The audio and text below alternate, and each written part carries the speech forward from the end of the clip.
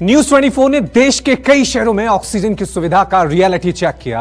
हर जगह पर मरीजों के लिए पर्याप्त ऑक्सीजन मुहैया नहीं हो पा रही थी। महाराष्ट्र के कई शहरों का भी कुछ ऐसा ही हाल दिखा। यहां दवाइयों और ऑक्सीजन को लेकर लोग धरने पर भी बैठ गए।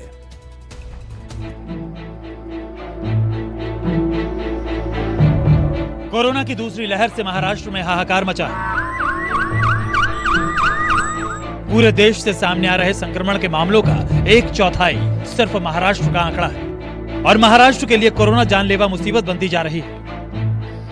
कोरोना महामारी की सुनामी के चलते अस्पतालों में बेड, दवाइयों और सबसे जरूरी ऑक्सीजन की किल्लत भी सर उठाने लगी है। बढ़ते कोरोना संक्रमण के बीच ऑक्सीजन सिलेंडर की डिमांड भी बढ़ गई है। मुंबई में ऑक्सीजन की कई गुना मांग बढ़ जाने के कारण जंबो ऑक्सीजन सिलेंडर और उसकी रिफिलिंग के दाम आसमान छू रहे हैं। यहाँ सिलेंडर के दाम 3 गुना तक बढ़ गए हैं। मुंबई के अलावा महाराष्ट्र के कई हिस्सों में ऑक्सीजन की पूरी सप्लाई तक नहीं हो पा रही।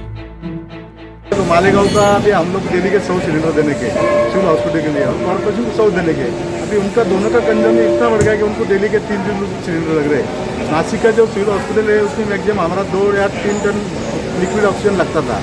उनका भी रिक्वायरमेंट इतना बढ़ गया कि मैक्सिमम उनको डेली का 7 टन लिक्विड जा रहा है। तो हम लोग काम कैसे करेंगे, लिक्विड ऊपर से उपलब्ध नहीं होता है, ये सभी प्रॉब्लम आ रहे हैं। अस्पतालों का कहना है कि सप्लाई कम होने के साथ ही कई वेंडर्स ने ऑक्सीजन के ट्रांसपोर्टेशन और मजदूरी के लिए प्रीमियम चार्ज वसूलना शुरू कर दिया। कुछ अस्पतालों ने सिंगल जंबो सिलेंडर के रिफिलिंग के लिए 2,500 रुपए तक अदा किए हैं, जबकि कई छोटे अस्पतालों को समय पर रिफिलिंग के लिए संघर्ष करना पड़ रहा है। अस्पतालों की भी मजबूरी है कि जब ऑक्सीजन की सप्लाई ही नहीं हो रही तो अस्पताल भी मरीजों को इलाज के लिए कैसे भर्ती करें, और यही रस्साकशी मरीजों की मौत की वजह बन रही है। अगर ऑक्सीजन का सप्लाई अगर बढ़ाया जाता है तो हम ज़्यादा पेशेंट ले सकेंगे, उनकी बेस्ट जो है सुविधा पहुंचा सकेंगे और ज़्यादा से ज़्यादा लोगों की जान बचा सकेंगे। कोरोना के तेजी से बढ़ते मामलों के साथ ही रेमडेसिविर इंजेक्शन की किल्लत भी बढ़ती जा रही है। महाराष्ट्र के पुणे में गुरुवार को रेमडेसिविर न मिलने पर कोरोना मरीजों के परिजन कलेक्टर दफ्तर पर धरने पर बैठ गए। पुणे कलेक्टर ऑफिस पर पहुंचे कोरोना मरीजों के परिजनों का कहना है कि डॉक्टर लगातार रेमडेसिविर लिख रहे हैं, लेकिन पूरे शहर में कहीं भी ये इंजेक्शन मिल ही नहीं रहा। ऐसे में दवा उपलब्ध कराए जाने की मांग को लेकर वो यहाँ धरने पर बैठे हैं।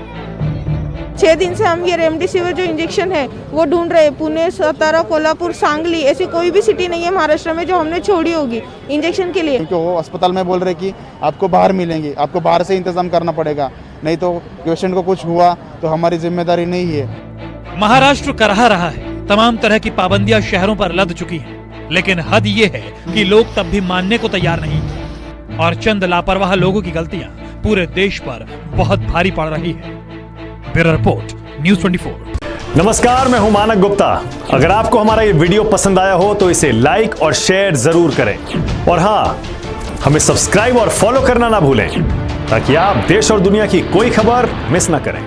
चाहे कोई ब्रेकिंग न्यूज हो या कोरोना वायरस से जुड़ी कोई भी अपडेट, पॉलिटिक्स हो या आपकी जेब से जुड़ी कोई खबर, इलेक्शन की कोई न्यूज हो, कोई कंट्रोवर्सी हो या फिर कोई वायरल वीडियो, सब कुछ मिलेगा न्यूज 24 पर। तो जुड़े रहिए हमारे साथ और देखते रहिए न्यूज 24।